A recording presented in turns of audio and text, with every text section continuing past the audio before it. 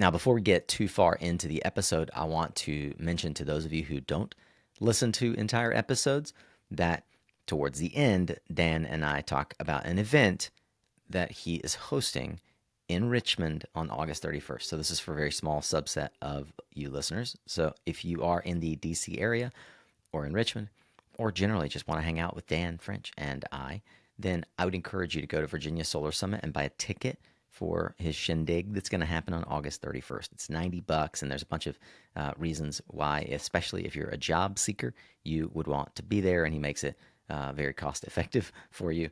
You could jump all the way to the end, which is practically the last thing we talk about in this conversation, to hear more about that. But I want to make sure I give you a quick promo at the beginning. I'm going to be there. Dan's going to be there. Hope to see you August 31st in Richmond. All right, here's the show.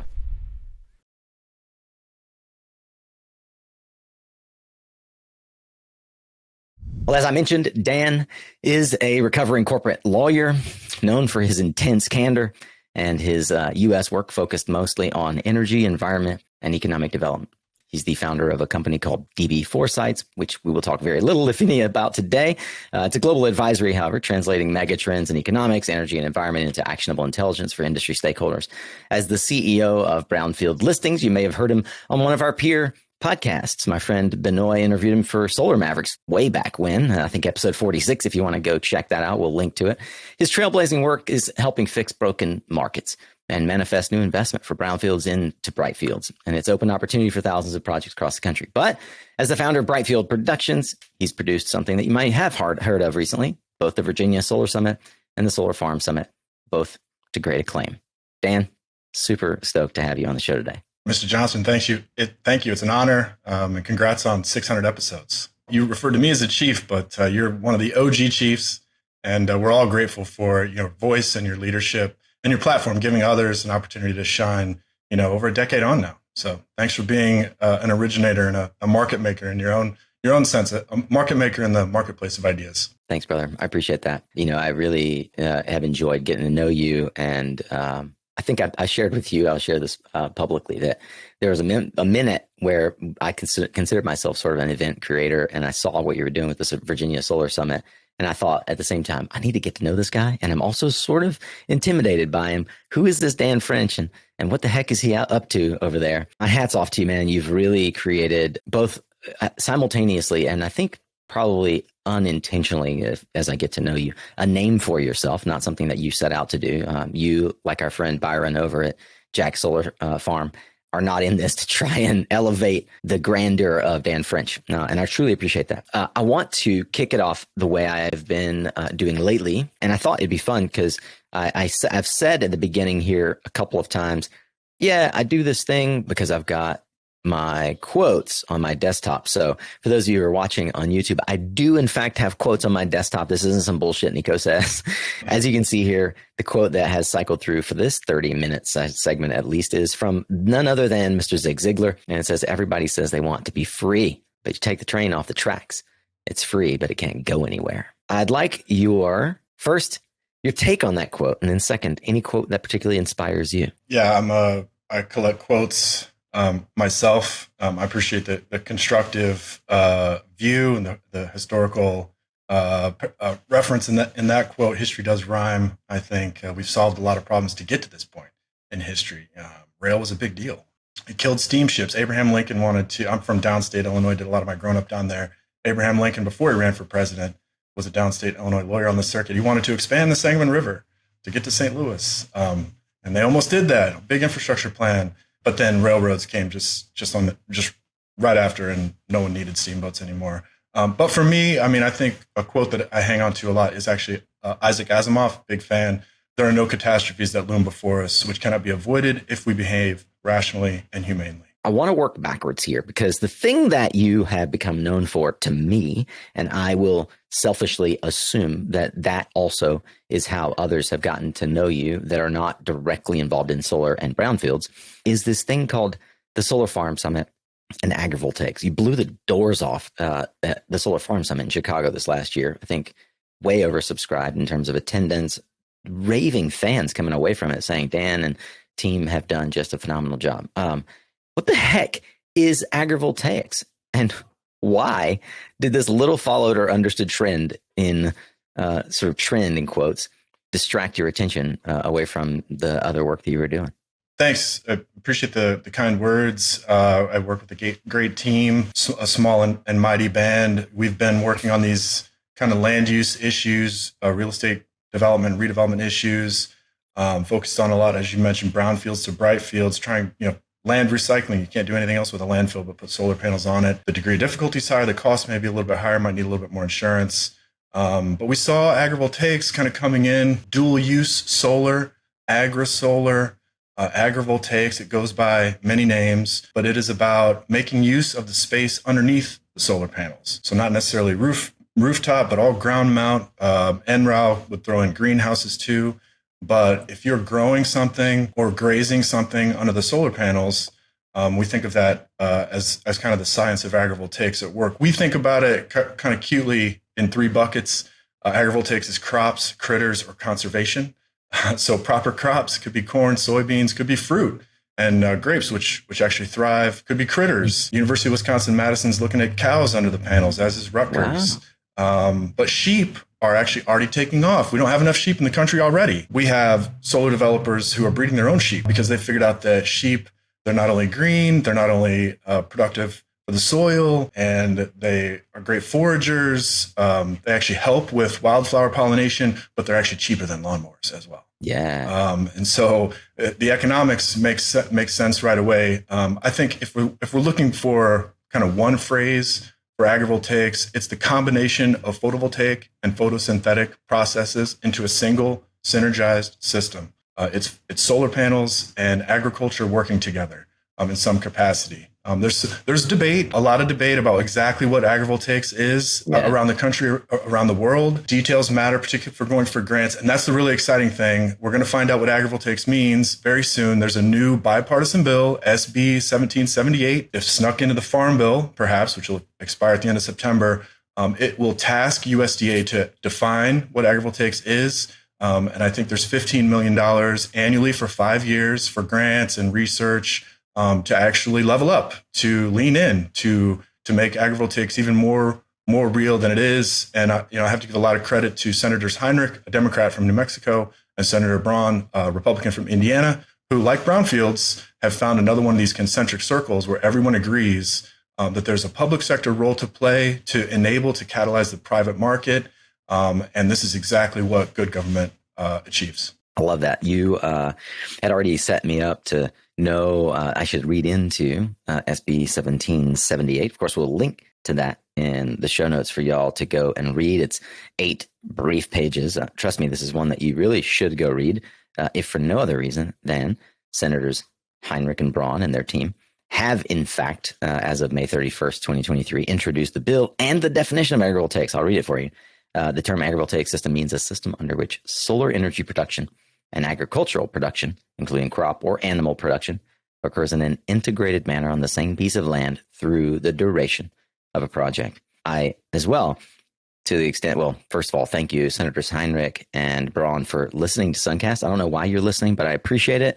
And so since you are listening, I just want to thank you personally as well for introducing this bill. And all congressional staff. Yep. And if you're part of their congressional staff, truly you are the yeoman helping Sherpa this important legislation into the halls of Congress. And the important work that Dan and I and the rest of our cohort in the solar industry do really does depend on the success of the mighty few who have the ear of our congressmen. So truly want to thank those who are taking civic action to inform our congressmen and to help them separate the wheat from the chaff. I think a lot of that work is also falling on the shoulders of today's guest, you, Dan. I appreciate you taking. Oh, I'm not alone. That bill, big shout out to Dr. Stacy Peterson, who's running the Agri-Solar Clearinghouse. Agri-Solar Clearinghouse, you got to check that out. Nonprofit, incredible group. Again, like you, Nico, driving the marketplace of ideas forward. And also American Farmland Trust, who's banging on doors on Capitol Hill too. As I know we'll talk more about, this is real. This is happening. It's real jobs. It's real economics. It's real value add. And that's why everyone's getting excited about it across the aisle and frankly across the country. Man, can I borrow that as our slogan, driving the marketplace of ideas forward? I love that. Please. I Dan, license freely, my Dan friend. French You've earned gets it. the credit. We will talk a lot about the terminology of this Renaissance man, in particular, the word I just used, because he used it a lot. But I really want to ask, so we've defined agrivoltaics, and it is I would say, controversial, not in nature, but in scope. It's a controversial term because people want to be able to carve out their own niche in each and every market and sector so that they can do what economics dictates, which is make money, helping make this a market. Why should I care about agrivoltaics? If I'm a solar project developer, maybe take it from the perspective of various stakeholders: solar project developer, mayor of a town, farmer, and maybe there are a few other stakeholders you'd introduce there. Why should I care? Isn't this just another way to put solar on farmland? To work backwards, perhaps, this is not about just putting solar on farmland. This is about upgrading the farmland. This is about crop resilience. This is about conserving water. This is about improving soil health. This is about restoring biodiversity. If we're just doing the conservation bucket that I mentioned, this is bee and butterfly oases. This is restored prairie. I'm from, again, downstate Illinois, and just in the news a couple months ago, we had a flash drought, still drought conditions in many parts of the countries. In a mini dust bowl, it kicked up enough dust to create blackout conditions, and there was a multi-car pileup, like 80 cars on I-55 South, and 7 or 8 people were killed. I come from a family in farming, and uncle's still farming, and we're feeding 8 billion people this way, but our monoculture, our dryland farming, if there's too much heat and not enough water at the wrong place at the wrong time, we're still bad weather is getting people killed. Droughts, and we talk about fires too, but we've got many dust bowl conditions, and maybe we need to go and go patchwork. But putting on my developer hat, it may be very soon, maybe it's already true, that unless you're talking about a multifunctional or dual use project, the community will not approve it. NIMBYism is on the rise.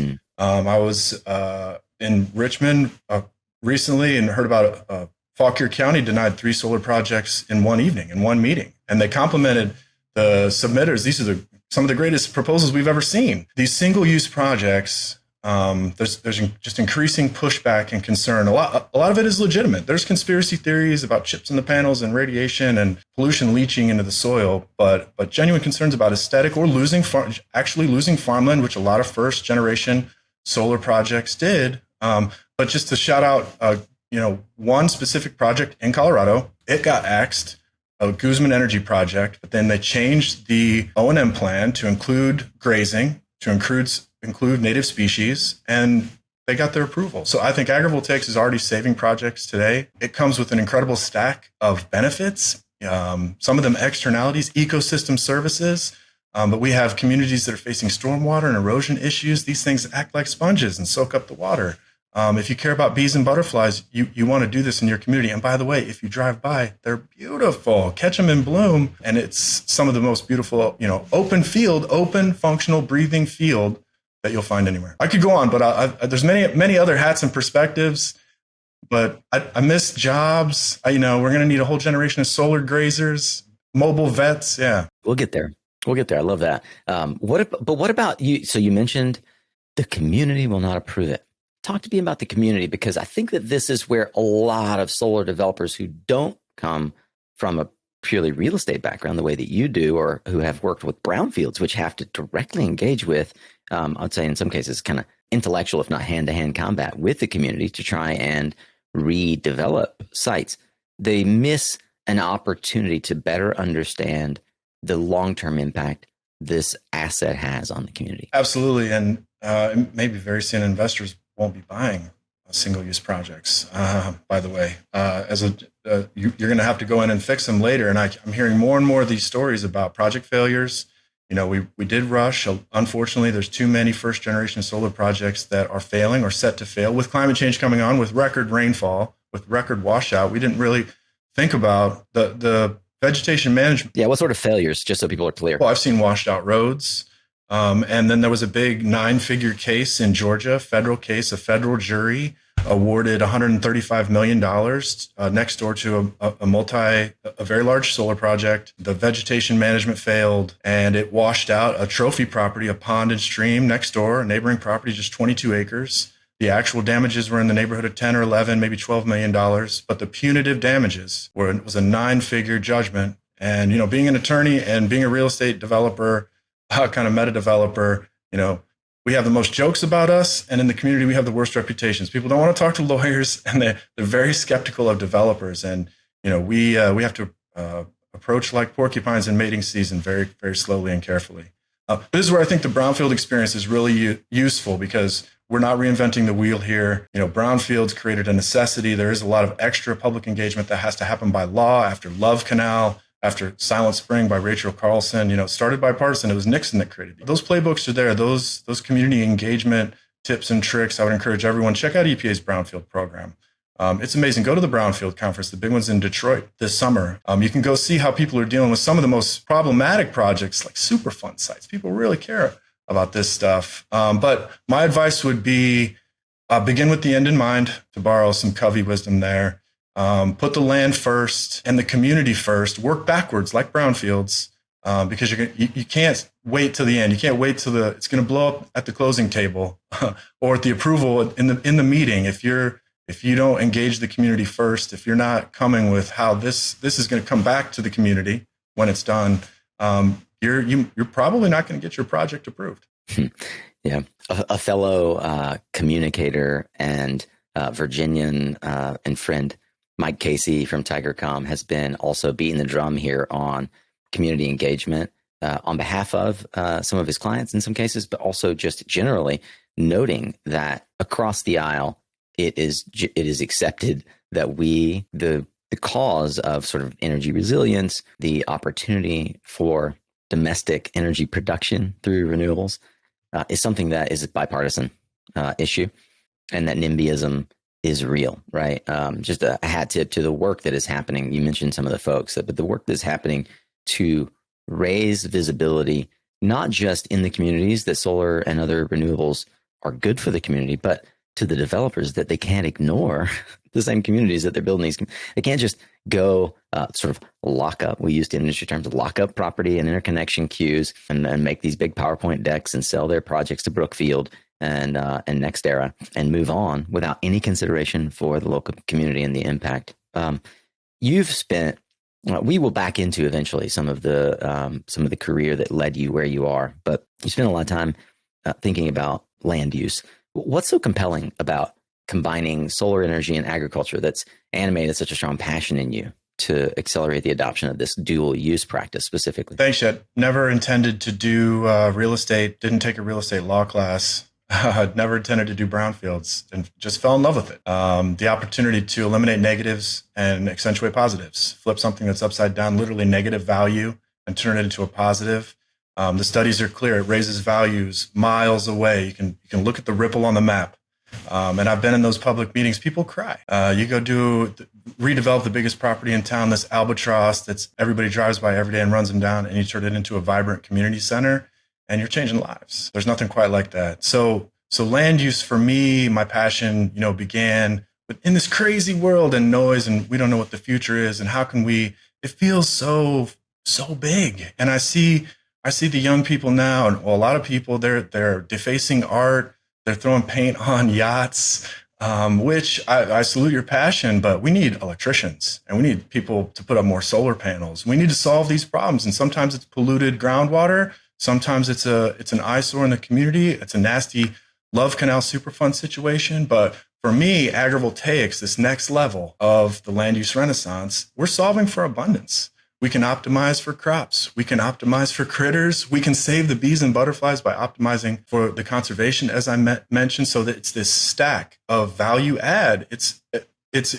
I've always looking for solutions, and I've rarely found this just total bundle that's ready to go and merges industries with their own momentum. And there's a lot of the reason that the Solar Farm Summit was such a success.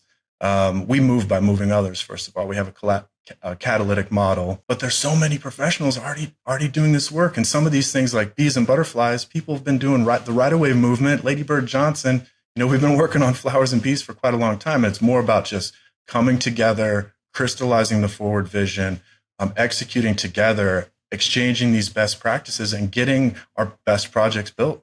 You've mentioned a lot of benefits, and a lot of it for the data-minded may feel a little touchy-feely.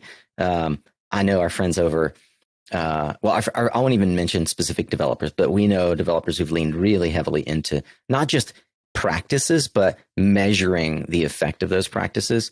Are there specific data related studies that we could point to that actually prove yield or site or community benefit to agrivoltaics? There is pushback, genuine concern. Is this just greenwashing? We hear this a lot. And frankly, the fig leaf on a lot of vegetation management that we've seen so far is kind of greenwashing. Some of these single-use solar farms, the soil is destabilizing, the vegetation is gone. But yes, to make it real for people, I talked about microclimates earlier. Let me give you my favorite study, because there is a tremendous amount of research that's being done. It's been done. Agrivoltaics has really been around since the 1980s. But my favorite study is the University of Arizona, Professor Greg Barron Gafford, who's very Googleable and there's a lot of great stuff out there. But they, at Biosphere 2, speaking of Brownfield, they repurposed Biosphere.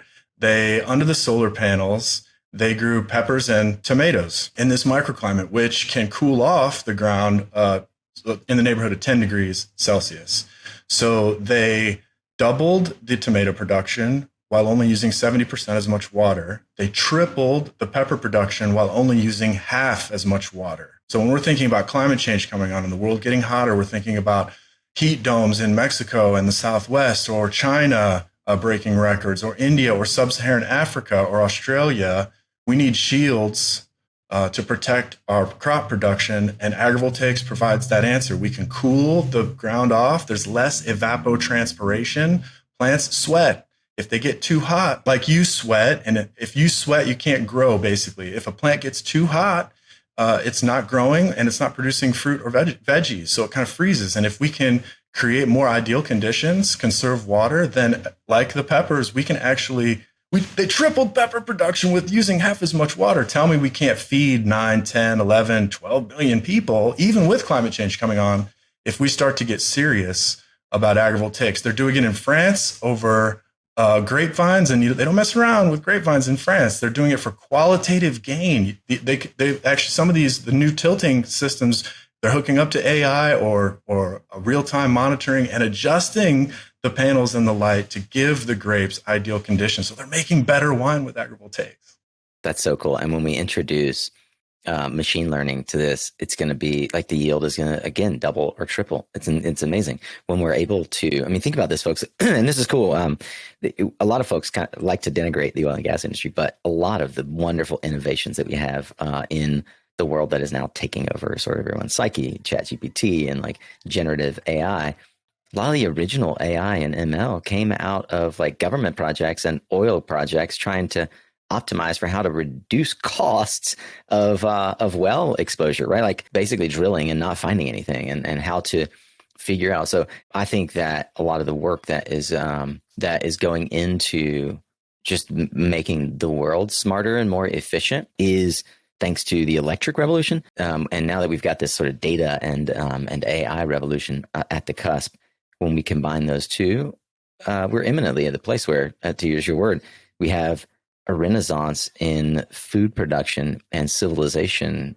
stability. The ability to generate electricity on site is part and parcel to that. And legacy energy is moving in a big way. They have the money, they have the expertise. Let's talk about BP and LightSource. They're going huge on agrivoltaics. They have an agrivoltaics director. Let's talk about Shell buying Savion. They have a director of agrivoltaics and farm operations. They're raising their own sheep. Or BayWa, a European company who's coming to the United States. So the utilities, shout out Dominion, who's got a big solar grazing pilot project that they're scaling up in Virginia. They're also doing a lot of offshore wind and really leading the way. You had Bob Blue, on the show recently, and that's okay. You know, capitalism has its good things and its bad things. One of the good things is they are agnostic. The money does flow like water. And as long as there's profits, they kind of don't care. And that's why they're stranding. We almost have a new generation of brownfield problems. A lot of the fracking wells, they're being stranded because they'll just leave this stuff behind and invest in the new thing. We have to take advantage of that. But there is also a new way of thinking. I'll also say a lot of the big developers, instead of buying and flipping land, flipping projects, they're buying land. they're holding on to it. Maybe carbon credits are around the corner. There's a new economics of the land. We're literally not making any more of it. And 8-9 billion people, and then many hundreds of more in the middle class. Like the entire global economy is about, as we become old men, Mr. Johnson, annual global GDP somewhere in the neighborhood of 100 trillion. It's going to be 200 trillion and 300 trillion. I don't know when, or it won't be a straight line. But I remember when people were making Dow 10,000 hats and thought it was a joke. And now Dow is 30,000, whatever. So the world hasn't blown up yet. I see a lot of constructive problems. But what we're talking about right now, agrivoltaics, there's a medical renaissance. That's somebody else's podcast. But a lot of solutions, not in the forecast, not a projection, in the pipe. You mentioned growing up in rural Illinois. Talk a bit about the family environment that you grew up in, the community. And I'm curious in particular if you can trace back to sort of the career path that you have taken, any of the early foundational milestones that may have indicated the path that you were headed. Absolutely. My mom was in high school when she had me. We kind of grew up together. They were out in the world. It was a different time. Before we broke new oil and gas production peaks recently, it was the summer of '69 when U.S. oil production peaked, and we kind of had decline after that. People were waiting in line for gas in the 1970s, like my old man. But a scrapper and an entrepreneur, him and my mom both. I learned a lot of lessons from that. He was a scout. We camped, we hunted, we fished a lot, and it was all about craft. It was all about skills and tools, and a lot of MacGyver action, making things work. I didn't realize I was kind of prepping to be a brownfielder, working with whatever's there, working backward with what you got, making the best of what you got. A lot of that sunk in my career. Didn't really know what I wanted to do. I knew the world was changing. I wanted to get into the global game. Globalization was hot. It was kind of coming out in the late 1990s. So I decided, do I go in the military? Got some military family. A lot of people wanted me to go into politics. I thought, no, I'm going to go to law school. I kind of punted. I found a lot of things in university that interested me. I studied economics. I studied science, language. I took an awesome history of the prairie class. I read a great book, Ecological Imperialism. So about, Europeans taking their pigs with them to the islands, and the pigs causing as much destruction as the actual, germs too. Another book I love is Jared Diamond's Guns, Germs, and Steel, which won the Pulitzer. So I knew all those pieces, the big macro physical hardware pieces of the world were changing, but I wasn't sure. So I was like, you know what? Let me just keep getting smarter. Let me get more skills. And as I got into law school, I found a knack for, transactional law. I focused on tax. And I didn't really love it, but I knew that it would get me in the game. I could do it. I was good at it. And after law school, I got a master's of law. I took off to Europe. I had kind of bought into the belief that America was in permanent decline. The EU was super hot at the time. There were more IPOs on the London Stock Exchange than the New York Stock Exchange. The dollar was going down. The euro was going up. They had 100 million more people in the common market.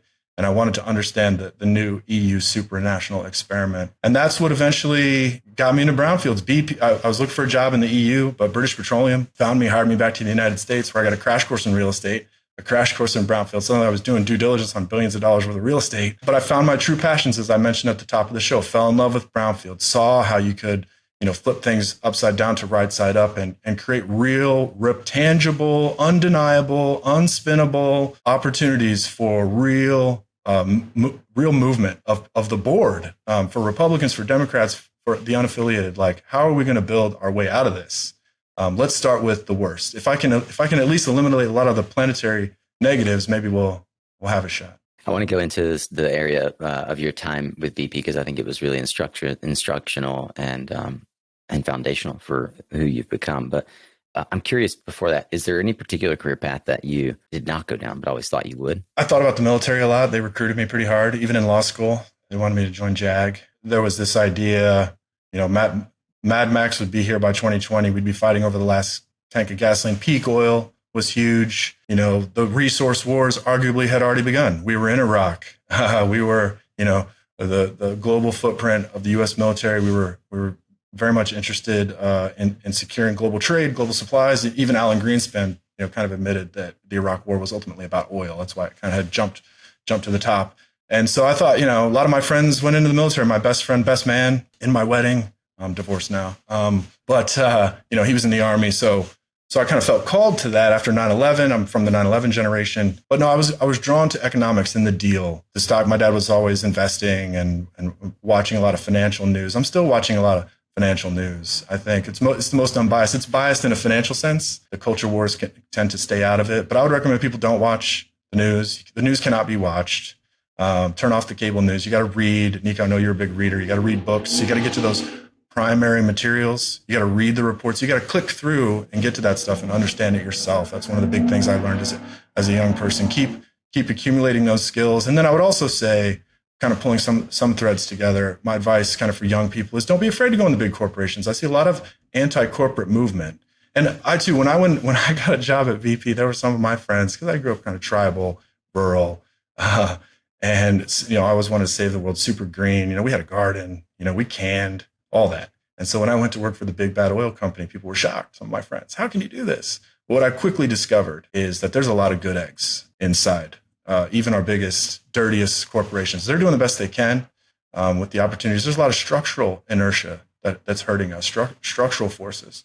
But I'm very proud of a lot of my friends still in big companies that are look at us now. They're leaning in, they're thinking differently. There's a new conscious capitalism that's taking over. And so I would recommend, if you want to make things happen, don't be afraid, even if it's a temporary journey. Like for me, I was at BP 5 years, about 10 months after the spill. But I learned, so much. I think you're right. It permanently changed the arc of my career. And I met great people. I had great mentors. Shout out Jessica Gonzalez, who took me under her wing, showed me what real due diligence is about. And I definitely wouldn't be doing what I'm doing now. I wouldn't be doing agrivoltaics if I hadn't got into oil and gas. I'm going to borrow something that you shared with me. I don't know that I would pull this out of the ether, but Gordon Gekko said, if you're not inside, you're outside. Talk to me about the conscious decision of a green sort of environmentalist going inside the belly of the beast to understand the levers of power, to infiltrate the system, so to speak. You weren't particularly orienting your career towards energy, or in particular, even land use or real estate. Talk a bit about the decision. You just said you encourage, as I do, most young people to go get the experience of big corporation, because it will inform so much, and also broaden your network, but it'll inform so much about how you view interacting with those same big corporations once you're out of them. Give us some feel of like that 5 years that you were at BP and what you learned or took away from it that helped you further develop your career and sort of move towards the work that you do now. Yeah, definitely thought a lot about it and stewed on it before I accepted, but ultimately wanted to get inside. I wanted to see, find out for myself. There's a lot of conspiracy theories out there. But if you can get in, there's no substitute. If you've ever been on a team, even a basketball team, you're the only ones that really know what happened. We're all kind of on the outside guessing. So yeah, last man on the deal team kind of rose quickly. I had some IT experience from growing up with my parents and some of their businesses, so was able to, kind of a digital native, I guess. I was able to pull a lot of due diligence together, work with the business units. It maybe was the beginning of my career as a producer. Spinning so many plates at the same time and whatnot. And then I think discovering what I sometimes call the reality of the iceberg planet that we're on. Most of the action is actually happening below the waterline. If you haven't signed the NDA, if you weren't there, sometimes there's only a handful of people who actually know what the decision making really was or what they were looking at the time. And I think we're all conscious of that in our own lives. We see, let's say you are watching the news and they're covering your profession. You're like, that's not right. But we forget that everything is actually like that. 1776 is my favorite year, not just because of the Declaration of Independence, but the wealth of nations. Adam Smith and the Wealth of Nations, he talks about, one pen maker can make 1 or 2 or 3 pens a day, maybe 10 pens a day, but 10 pen makers can make 1,000 pens a day working together. And so I think even Adam Smith would be shocked at the level of specialization that we're all experiencing in this modern world. There's another term I like, a book from the 70s, future shock. So our little brains are just not capable of processing all of this information that's thrown at us. And so again, it's the real strength of getting your hands on something, even once removed, getting your hands on the primary materials. There's no substitute for that. Only you will know. And again, being in-house at BP when the spill happened. And, I walked in that morning, I was actually unplugged off the grid. It felt like a funeral. I was like, what's going on, you guys? And then you turn on the news, and then there's protesters outside. And then, you're getting the corporate emails. and people are taking their decals off their cars. And, you know, it sucked. I ultimately went into BP because we were beyond petroleum. Remember that? We had the Helios. We were spending a fortune on alt fuels and all that. And I woke up one day, we were the biopolluter. And, you know, it broke my heart. Paralegal's crying. She's getting harassed by her family on Facebook. Those were tough days. But at the same time, in that exact moment, we're getting our teeth kicked in. You know, I saw people like my boss, people started rotating down to Houston, down to the control, you know, the command center, and absolute heroics. You know, spent $20 billion in a couple months and did the best they could. But this is the real opportunity. Is I got to explain, you know, to folks why peak oil was real. The conventional supplies we were running out. Why do you think we were, you know, had a $1 billion rig, renting it from Transocean, paying Halliburton $2 million a day to run it, to shove a roto-rooter under the sea and then under the earth, you know, talk about degree of difficulty. It's because, and why were we in Iraq? Because we really were maybe on the edge of scarcity, running out of stuff, not being able to feed and power the planet. But looking at the unbelievable energy transition, we even had one flash oil boom, the biggest oil boom we saved for last. Under the Obama administration, we doubled oil production and brought on even more natural gas. And maybe Boone Pickens will ultimately be proved right that it is the bridge fuel. It did buy us time away from mega ultra inflation, because we were worried about oil going to $500 a barrel and staying there. Those Mad Max scenarios seemed so real on the big boards at the time. But now look, right during fracking, what's happened to solar, wind, batteries, and now agrivoltaics? We're talking about doubling, tripling production under the panels using less water. We can do it in the desert. Oh, I mean, it's hard not to get, you know, really excited about that picture. And I'm very grateful for all my mentors and colleagues who've been, you know, help me get there, because it's, you know, it's kind of like a dream, Nico. We got a lot of work to do. We can still mess it up, Mr. Johnson, but you've seen, you know, through 600 episodes, no one has seen the progress, you know, like you, and we've come a long way. These are much harder conversations to have back, you know, 2010. That's true. I remember in what you just referenced, a lot of folks that have followed along will know through my various sort of turn the mic interviews that in 2013, 14, 15, I was in Central America and Mexico and Caribbean, South America, developing solar projects. And I remember, never forget this, sitting in Daniel Addis's office, the founder and CEO of Kawa that owned Conergy. My job was to try and find projects that he would invest in. And they were looking for projects in Central America that would be, you know, double-digit unlevered returns, because that's what was expected for developing nations.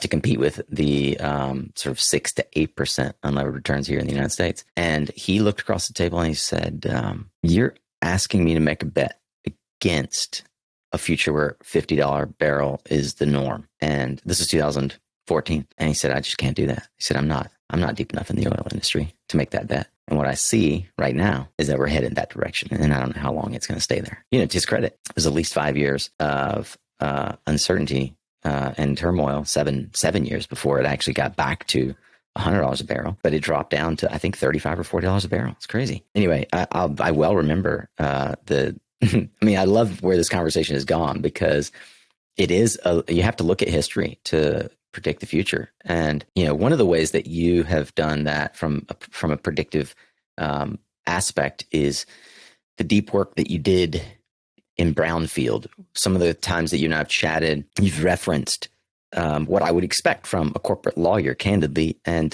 the kind of thing that most, I feel, colleagues who don't have corporate experience, who don't ever really get access or glimpses into, the idea of playbooks, the idea of the way that things are done that accomplish and move project movements along, right? It's something that's well established in corporate environments, in the halls of BP and Procter & Gamble.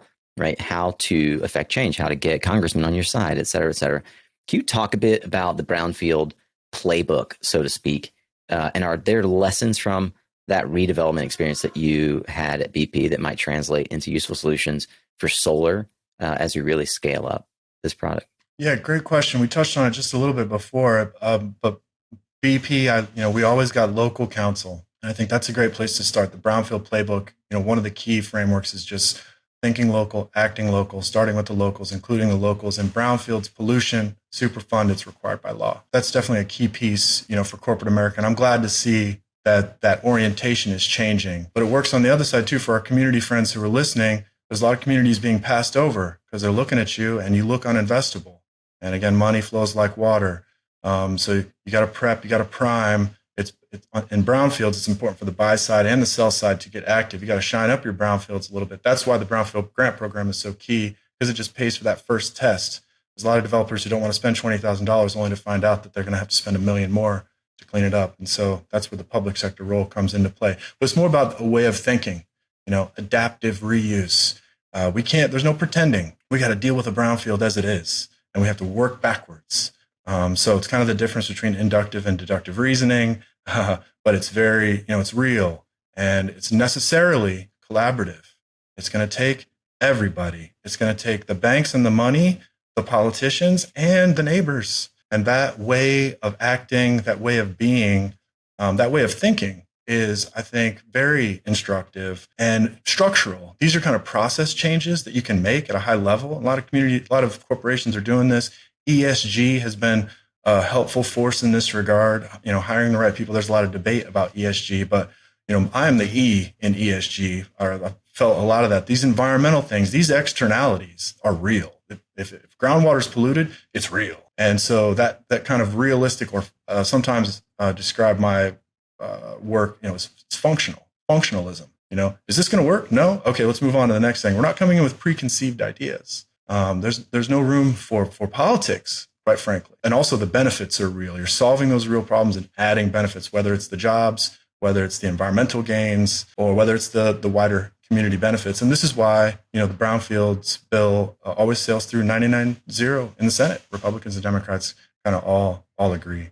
So, yep, we got to renew I think the last 4 presidents in a row have all renewed the Brownfields bill, and then it's gone mainstream. So I've pivoted away from Brownfields a little bit because it's kind of mission accomplished. Brownfields got in the bipartisan infrastructure bill, and now in the IRA, even DOE has cleanup money now.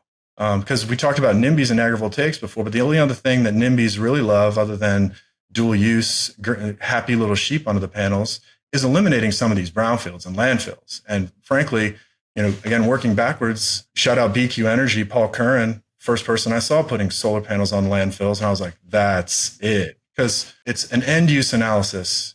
What can we put there? We have to work backwards. We can't put a daycare there. What can we put? And in a lot of cases, we had nothing. But then solar came along. And that source of demand has been the only thing that's moved brownfields that would otherwise be trapped in limbo. Yeah, I remember. I'll never forget the first time I saw, and it was mind blowing. There was, I believe it was in Georgia, a landfill, and a lot of these landfills are capped with this butyl membrane, right? It's like rubber membrane. It's thick, and it is going to be there for 1 million years. It's meant to trap everything inside, and they have these vent pipes, and it generates natural gas, and that was the first sort of dual use of these landfills. And then we were able to take this fairly rigid material known as silicon photovoltaics and turn it into a flexible material through companies like Unisolar. And a smart developer said, wait a minute, this stuff sticks to anything. And they literally stuck these solar panels onto this butyl membrane in the fields of a landfill in Georgia. And it blew my mind. I was like, man, we are truly seeing a renaissance in how the land is used and how electricity is generated, and how we decentralize the economic engine that is our utility infrastructure in the United States right now, and I think around the world. You mentioned both running the Brownfield playbook through agrivoltaics, and how the Brownfield Act always gets renewed 99-0, like nobody's got a problem with it, bipartisan. How is agrivoltaics ringing a lot of those same bells right now? And after, I want to hear just generally what you see happening and who is championing it on the Hill.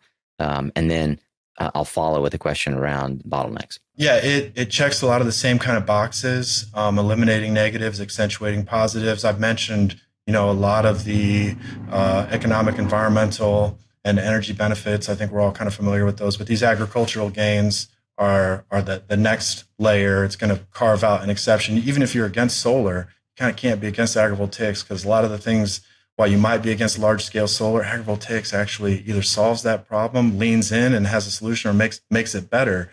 And we're seeing in countries around the world like France and Italy now, they're already carving out agrivoltaics exceptions, or they're actually saying, thou shalt not build solar on farmland unless you do agrivoltaics. And so, we're staring at a future very soon, whether it's just driven by the pure economics or whatever, the era of single-use solar projects is about to expire, and we're pivoting forever, all projects probably, to dual use or multi-functional use. And so, for Democrats or for the left, the green, that whole side of the ledger, we can talk about all those things. We can talk about the soil still breathing, the bugs, the bunnies, the butterflies, Bambi, bee and butterfly oases, right? Or genuine agriculture, or even just instead of lawnmowers, sheep. That's a win right there. Or the restored prairie that I mentioned before, anti-dust bowl remedies, de-desertification strategies, which, by the way, the Chinese are the ones really scaling most of this stuff, because 80% of China is a desert. They wear masks for the pollution, but it's actually also the dust, particularly in the western provinces. And they just don't have any fresh water. So they're going big on that. But on the other side of the house, the Republican side, the economic side of the house, the Wall Street Journal, the money, this stuff pencils. I didn't mention it, but vegetation under the panels actually cools the panels a little bit and improves their performance and improves their operating life. So there's true synergy and symbiosity here, but the sheep save money on the lawnmowers, which we love. And then the vegetation is really an insurance policy against these project failures. Could be a judgment, or it could just be local fines. Stormwater runoff and erosion control are really big issues for local communities, and they have that power. Going back to Magna Carta, the old common law, locals rule. So they want to see this stuff. And then, but really, I'm getting into speculation now, but when we think about maybe another green revolution in the agricultural sense, in the 40s with chemicals and combines and tractors, but a new, clean, green agricultural renaissance, putting a lot of jobs in rural America again, communities that have been kind of cut off and starving economically. And by the way, a different kind of jobs outside, solar grazing, vets, botanists, ecologists, all these things come to bear. And by the way, they are local. So these are local projects. Solar grazers are not coming from out of state. And ultimately, we're talking about that dream. There's that great book, 5 Acres and Independence, from back in the day. My parents always had it on the shelf. And we really are coming around all the macros together, this land use renaissance, maybe bringing back family farms, maybe not 5 acres, maybe 10, 20, but with a little solar, a little berry patch, a little pumpkin patch, and you go down to the farmer's market. Maybe you can start to hack out that kind of life again and push back against this megatrend we've seen. Earl Butz, USDA Secretary, fence row to fence row, and plant as much as we can. Farms have gotten bigger and bigger and bigger. But I think it makes sense for big farms, and it might open ways for new farms to kind of emerge with what we're really talking about is dual rents. You take the same land and you can sell the power, or you've got your solar lease, and then you're growing something under the panels as well. So literally double rent. I've never heard of this, but I just found 5 Acres and Independence, a handbook for small farm management PDF on Reddit. So I'll link to that under the subreddit self-sufficiency, by the way, as one might expect. Look, this all sounds great, but as we know, nothing goes sort of as smoothly as we want it to, even if it's 99-0 in Congress for Brownfields. But what are the bottlenecks right now holding back wider adoption of agrivoltaics? Great question. Thank you. And yeah, Brownfields, we haven't gotten all the Brownfields either. It's still very hard. The degree of difficulty is still very high. And this isn't, I don't want to sound I'm not just writing it on my unicorn, throwing rainbows at everybody. It's still going to be very hard. The cost of these agrivoltaic systems is a little bit higher. The cows like to rub, cows like to scratch. They're going to lean on these things. You got to go way up. It's going to take more steel, more concrete. So the upfront costs may be higher. There's these knowledge barriers like any startup, right? We can go through the prisms of barriers to entry. I think knowledge and education is a huge piece. This is where tasking USDA, turning USDA loose. They're one of the biggest government agencies. They have people almost in every county, or maybe every county. And we have extension, all the land grant universities, who many of them, University of Minnesota, Illinois, Purdue, Cornell, Oregon State, they all have agrivoltaics. I mentioned Arizona earlier. Hopefully, we can solve that knowledge barrier very soon. We have kind of the infrastructure for that, but then policy too. Federal policy. If we can somehow sneak 1778 into the Farm Bill, that would be great. But we still have layers of state and local policy that are super relevant for solar project or any kind of real estate development. And so we have some of those. A lot of education to do. at the decision-making level, the policy-making level.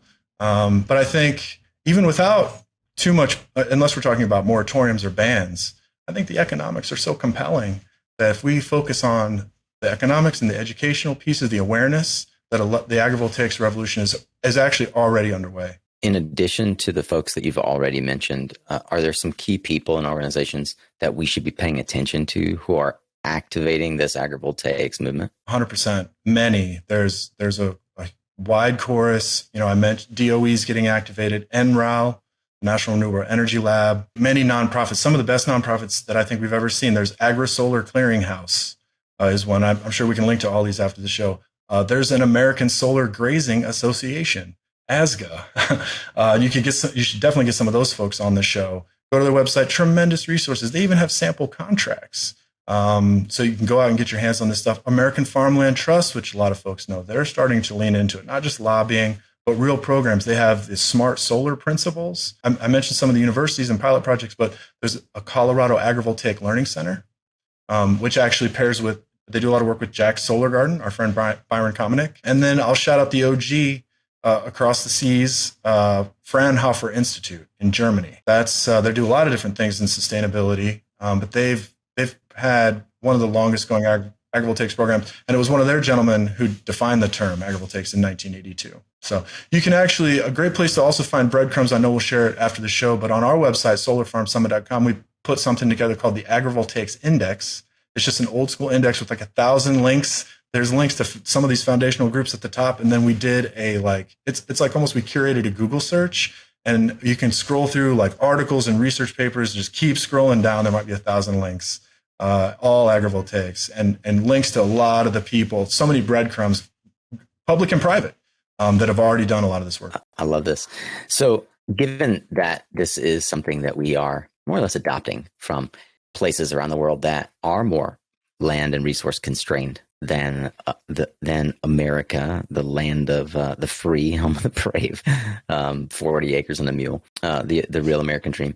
How does this American renaissance, so to speak, really stack up globally? With Europe at war and China on course to do way more renewables than we could actually even fathom in the United States in the next few years. How do you see the global competitive landscape? Since 2010 or so, I've been unusually constructive on the North American economy. We're the most independent economy. 95% of US GDP is within North America. 90% of US GDP is domestic. 95% of US GDP is US, Canada, and Mexico. It's very much unlike any other country in the world. They're much more dependent on global trade. And we have tremendous, almost embarrassing natural resources, natural abundance.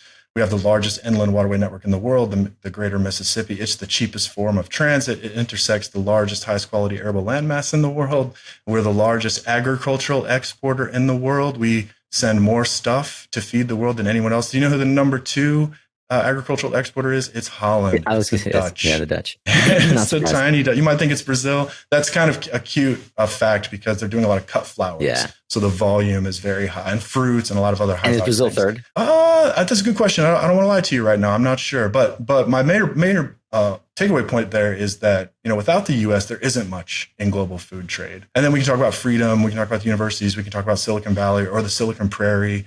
There's many hubs of innovation in the United States now. Record profits on Wall Street. We have 10 million, going on 11 million open jobs, twice as many open jobs as people looking for work.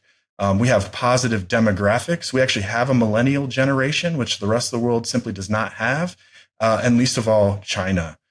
So people fancy them as long-term planners, and in many ways they are. I have many friends in China. But the one-child policy, they've programmed depopulation, very hard to grow your economy, just the way money works with fractional reserve banking. Japan is a good kind of foreshadowing of this, the way that they started to deal with depopulation. They had their peak. We thought that Japanese would buy everything in the 1980s, but they've been printing money, quantitative easing, the longest and the hardest, and they're maybe just starting to come out of that now. They are very land scarce, by the way, and they have the most agrivoltaics projects. They have very, very small farms and maybe 3,000 or 4,000 little agrivoltaics projects already in Japan. But China, if you give me just a minute, I have good things and bad things to say. How does their Renaissance compare to the American Renaissance? They have, a saying in China, the great renaissance of the Chinese people. 中华民族伟大复兴. They're very proud. They've brought hundreds of millions of people out of poverty. The Chinese economic miracle is very real. Since the 1970s, becoming the exporter of the world. But unfortunately, we can look at the history at the top of the show. You mentioned history, and I mentioned history rhyming. Export-led models. The curves always look. We can pull up the United States. We can pull up Brazil. There's always a peak, and then it declines. Their population has peaked. They've actually restated their population. They've maybe overcounted by 100 million people. So they've pulled forward all that. The Chinese population may be half of what it is now in the 2050s or by 2060. China, 80% of China is a desert, as I mentioned. They're the largest agricultural importer by far. China can't feed itself. They're also importing 80% of their energy, many of it through the straits from the Persian Gulf. They're very stretched out. And then if we're looking at their economy, which I've worked in and out of directing a lot of capital investment globally, the money has started to flow out of China. Their exports are collapsing. They're not coming out of the pandemic very well. And they've been leaking manufacturing jobs to lower cost producers. Their wages have caught up. And so Vietnam, Thailand, Indonesia, India are starting to pilfer that. And of course, the American Renaissance is stacking up greater industrial activity than any time we've seen since World War II. Think about all the EVs, the chips bill. It's not just solar, wind, batteries. Everything's on fire right now. And unfortunately, China, in a very good way, in the best way, boom, boom. But in China, the boom is kind of over. It's kind of an echo now, and they're going to go through some combined form of depopulation and deindustrialization, which we really have no map for. There's no playbook for that. However, I will say, thinking again globally and the lessons from the EU and Mr. Putin's strategic mistake, there's been a lot of talk that the Chinese and American relationship has been boiling over. Maybe China will invade Taiwan. But I think that is potentially off the table. It's a huge mistake over open water. The Ukraine invasion is not going very well for Mr. Putin. They had a coup. The Chinese system, it's a one-party system. It's a communist system. Xi Jinping is in control, and social cohesion, social stability, is very high on the list. And so the risk of invading Taiwan, I think, is diminished. And I'm very happy to see the Secretary of State, Tony Blinken, visiting China. I'm very happy to see Janet Yellen recently visiting China last week. And I think we're starting to see actually something that I've been very down on China, a lot of analysts, a lot of economists, but I'm starting to see actually now, just recently, the last few weeks and months, a thaw of the U.S.-China relationship, a pivot away from conflict. There's been this idea of decoupling, and the new key word that you'll hear officials talking about is de-risking the Chinese-American relationship. Because the truth is, we need each other. And even last year, despite the tariffs, beside the trade wars, all this, U.S.-Chinese trade still hit a new all-time high in 2022. So let's grow our way out. Let's sell each other stuff. There's no need to fight anymore. I don't want to say world peace is on the table, but there's too much growth in the forecast. There's too much to do together to fight amongst each other. One of the things through the bipartisan and I would say wildly successful, is definitely the largest investment in infrastructure we've seen in the last 60, 70 years, maybe in history, is that what it creates is not unlike FDR's Great New Deal, right?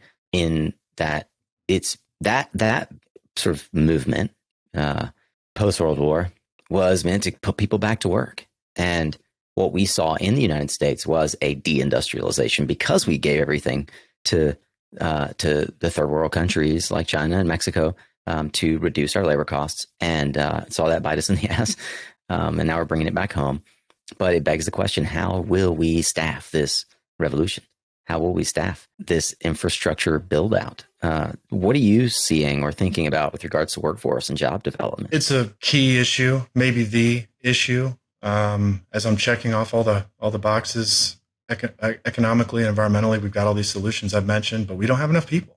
It's a people power problem at this point. I mentioned over 10 million open jobs, and it's been like that for a decade. We've had a skills mismatch, and it's choking growth. And you can go company by company. You can read some of the 10K reports. Everybody's talking about this. It's only getting worse. Less immigration hurts on the margins. It's just a fact.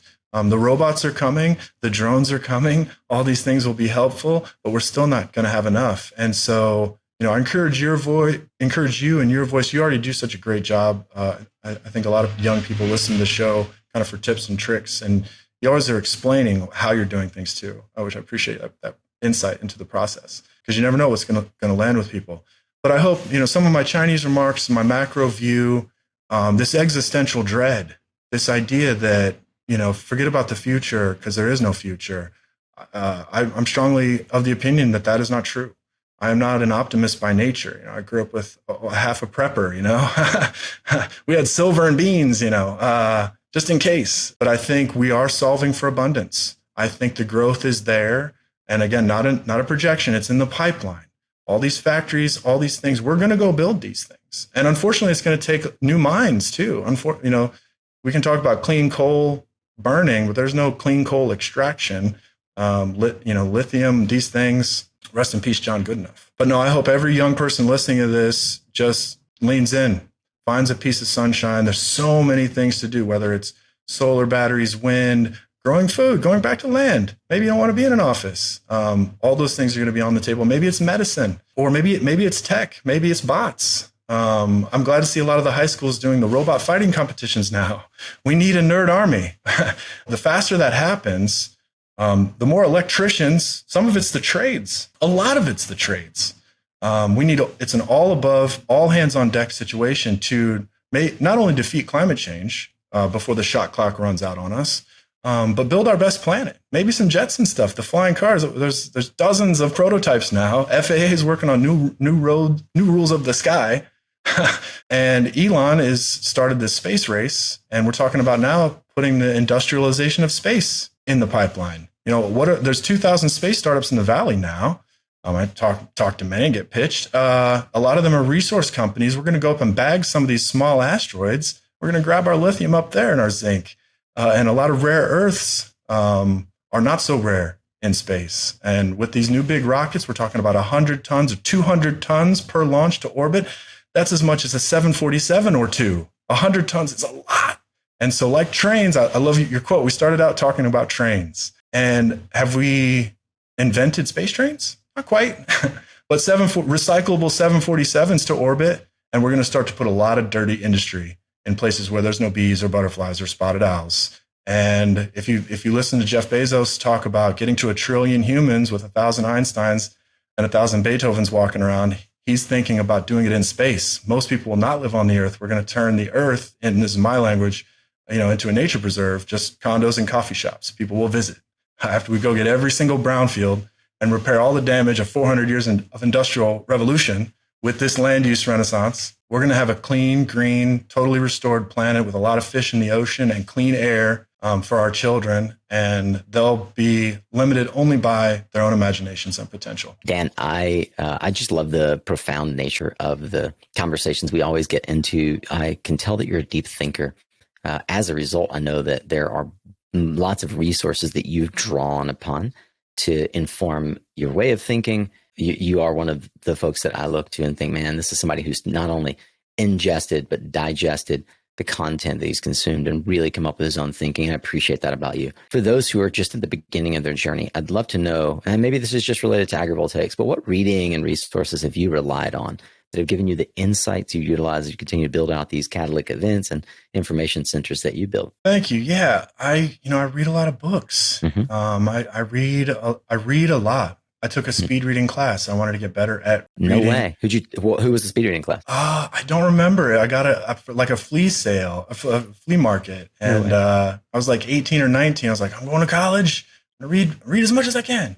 And again, I mentioned skills before. That's a skill. Develop yourself. Take naps. The science on naps is clear. It flushes your brain cells, and then they're ready to go. Don't burn the midnight oil has big costs. And some of these tactical health things, longevity is a term everyone should Google. The science on that is clear. Dr. David Sinclair out of Harvard. Oh, dude, his book and his podcast are absolute must reads. So go to those people, find those people. I mean, obviously you can find a lot of great stuff on YouTube, but there's great books. I mean, shout out Tom Wyrick, wrote a great book about clean energy. We took the risk. Quick little history of how we got there. Yeah. I don't know. Some of my I was a big Buckminster Fuller fan, so maybe my favorite book is Critical Path. It's a little dated now, but it gave me some of that mechanical view of the planet. The ship in a bottle, the Earth as a living kind of machine, and humans as a software. And I mean, to the extent that I'm plugged into mainstream news.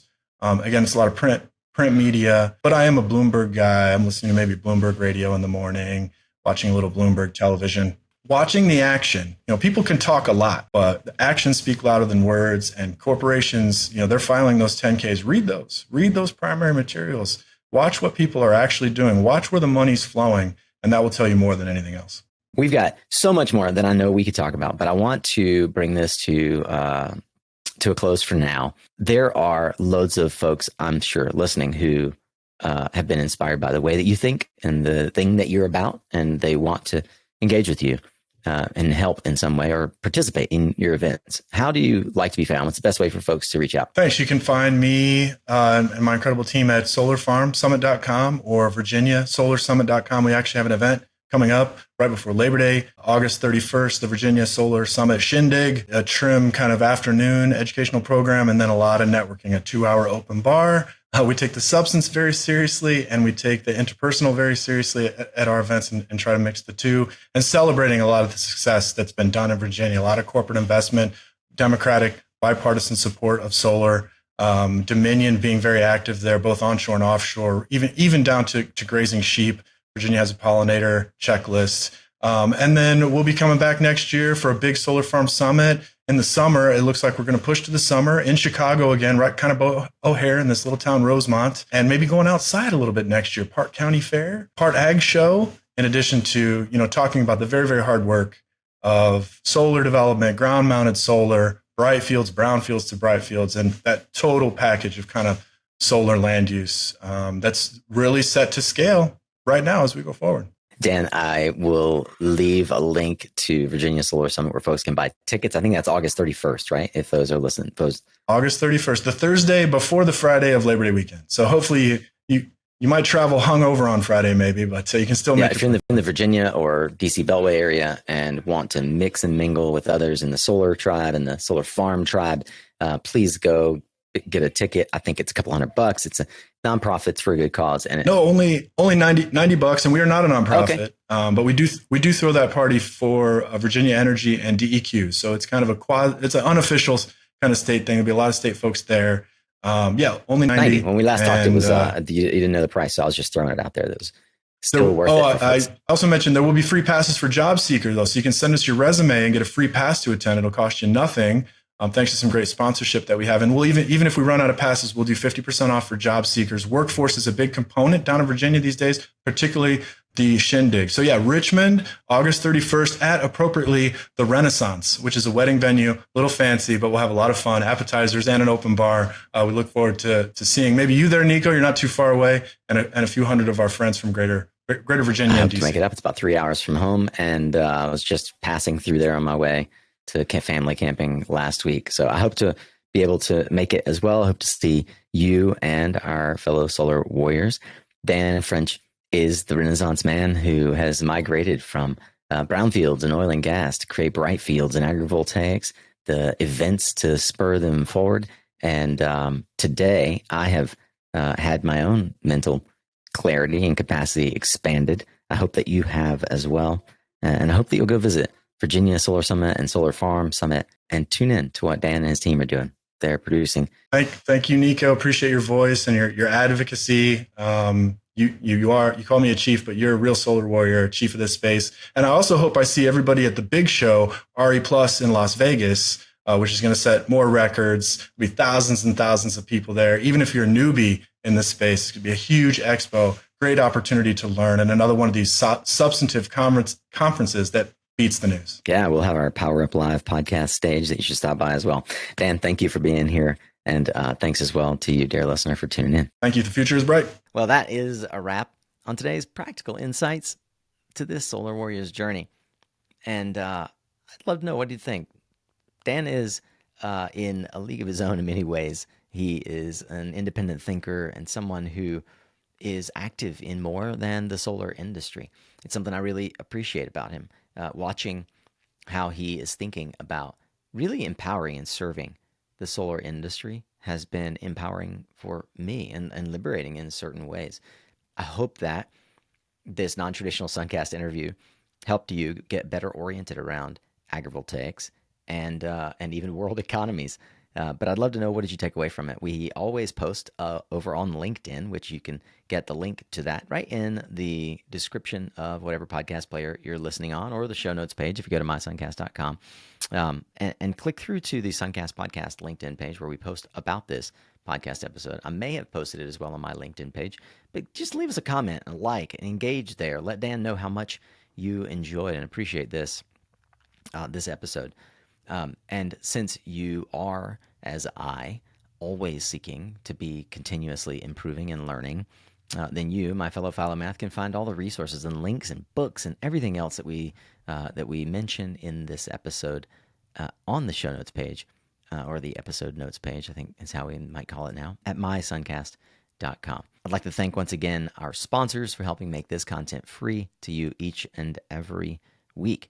They front the money so you can front the time. You can learn more about their offers and who they are, what they do in the industry at mysuncast.com/sponsor. That's also where you could learn how to partner with us to reach thousands of solar warriors and clean tech champions twice a week, just like they do. Remember, you are what you listen to. Thanks again for showing up, Solar Warrior. It's half the battle.